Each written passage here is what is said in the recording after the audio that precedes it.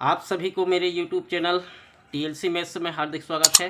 और आज सीखने वाले हैं घातांक के नियम। घातांक के नियम सीखेंगे। ये जो है घातांक कक्षा 7वीं में भी है और कक्षा 8वीं में भी है। तो घातांक के नियम देखते हैं। उससे पहले हम देखते हैं कि घातांक क्या है। घातांक को यदि दो शब्द में तोड़ दें तो घात धन अंक। घात धन अंक, घात की जो अंक होता है वह क्या कहलाता है? घातांक कहलाता है। जैसे हम एक उदाहरण से समझते हैं, 2 गुणित 2 गुणित 2 गुणित 2 है। अब इसको हम क्या करेंगे, ये जो है 2 कितने हैं? 2 1 है ना। 2 1 2 3 4, 2 कितने हैं? 4 हैं। सभी जो है क्या है? बराबर है। तो 4 को क्या कर देंगे हम? उसके घात के रूप में लिख देंगे। 2 का घात 4 हो गया। उसी तरह से 3 गुणित 3 गुणित 3 गुणित 3 गुणित 3, ये 3 है। कितने बार गुणा हुआ है? 1 2 3 4 5। 3 सब में आधा बराबर है, इसलिए 3 को एक ही लिखेंगे और जितने बार गुणा हुआ है उसको क्या कर देंगे? घात लिख देंगे। 5 बार गुणा हुआ है अर्थात 5 घात हो जाएगा। ये क्या कहलाता है? उसका घाती संकेतन। 3 का घात कितना है? 5। ये घात जो है ऊपर में दाएं साइड में लिखते हैं और ये 3 है। 3 को जैसे ये जो है नीचे में रहेगा उसको आधार कहते हैं और जो घात है वो घात कहलाता है। तो 3 आधार है और 5 क्या है? घात है। इस तरह से यह घात है, इसको हम घाती संकेतन के रूप में लिख सकते हैं। घाती संकेतन अर्थात क्या हो जाता है? 3 का घात 5 है अर्थात 3 का कितने बार गुणा होगा? 5 बार गुणा होगा। यदि हमारे पास रहेगा कि 6 का घात 4 है, 6 का घात 4 है अर्थात क्या हो जाएगा? 6 का कितने बार गुणा हो जाएगा? 4 बार गुणा। 6 गुणित 6 गुणित 6 गुणित 6। इस तरह से 6 का कितने बार? 4 बार गुणा होगा। तो ये जो है हमारा घात के कुछ वो है। अब देखते हैं घातांक के नियम। घातांक के नियम होता है, सबसे पहले ये पहला होता है x घात m गुणित x घात n बराबर x घात m धन n। अब इसको समझते हैं। 2 का घात 3 है गुणित 2 का घात 4 है। इस नियम के हिसाब से ये क्या है? x आधार है, दोनों का आधार क्या है? सेम है। दोनों का आधार सेम है। यहाँ भी दोनों का आधार क्या है? सेम है। दोनों के बीच में क्या है? संबंध है, गुणा का संबंध है।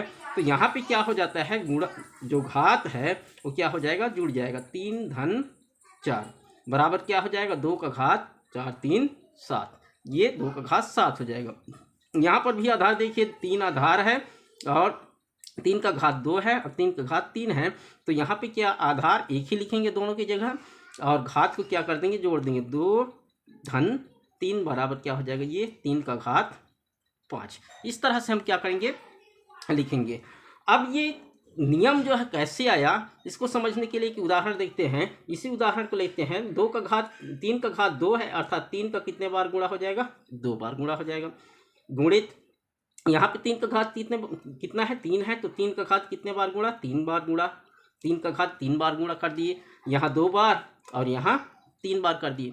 अब इसको हम घाती संकेतन के रूप में लिखेंगे। तो कितने बार गुणा हुआ है? 1 2 3 4 5। 3 का घात 5 हुआ। ये इस तरह से क्या है? बराबर है। इस तरह से क्या करेंगे? बार बार लिखने की को हटा करके क्या करते हैं? ये 3 का गुणा रहेगा तो क्या हो जाएगा? घात जुड़ जाता है। और घाती संकेतन की जरूरत क्यों पड़ती है? क्योंकि मान लीजिए 5 को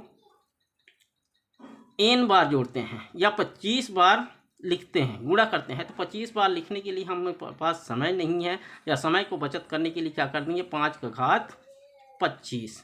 तो इस तरह से ये पहला नियम है। यदि आधार बराबर है और घात अलग अलग है, दोनों के बीच में गुणा का संबंध है, तो क्या हो जाएगा? घात जो है जुड़ जाता है। दूसरा देखते हैं नियम। x घात m, उसका घात जो है n है। यदि घात का घात हो तो घात आपस में क्या हो जाएगा? गुणा हो जाएगा। जैसे 2 का घात 3 और उसका घात 4 है। अब इसको क्या करेंगे? घात आधार को लिखेंगे और घात क्या हो जाएगा? 3 गुणित 4 अर्थात कितना हो जाएगा? 2 का घात 4 तिया 12। घात क्या हो जाता है? गुणा हो जाता है। कब? जब घात की घात हो। तो घात की घात हो, किसी संख्या का घात की घात हो तो घातांक जो है आपस में क्या हो जाता है? गुणा हो जाता है। जैसे 27, 27 का घात 3 है, 27 का घात 3 है। ये भी क्या दूसरा का घात बन सकता है कि नहीं बन सकता है?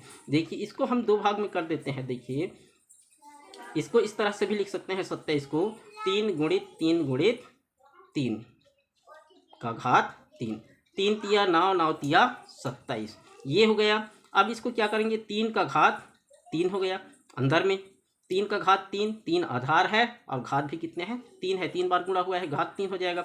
इसका घात क्या हो जाएगा, 3।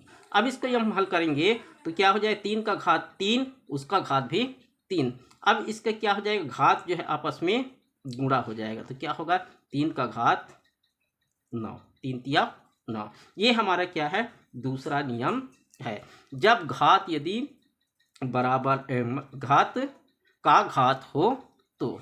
तीसरा देखते हैं, यदि घात समान हो, आधार अलग अलग हो और घात यदि समान हो तो क्या कर सकते हैं, जैसे ए बी का घात m और तो बराबर हो जाएगा a का घात भी m और b का घात भी m।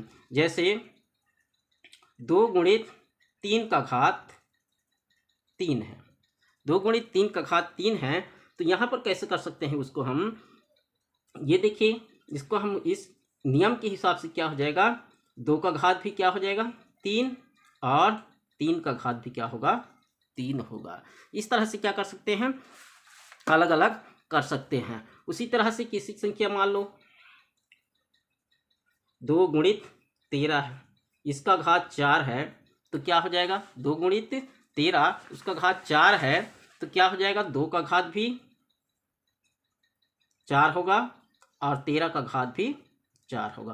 कैसे होगा इसको क्लियर करते हैं। देखिए 2 गुणित 13, 2 गुणित 13 का घात 4 है, अर्थात 4 बार गुणा हो जाएगा, 4 बार गुणा होगा, 2 गुणित 13, फिर 2 गुणित 13, फिर 2 गुणित 13, 4 बार गुणा कर दिए हमने, 1 2 3 4।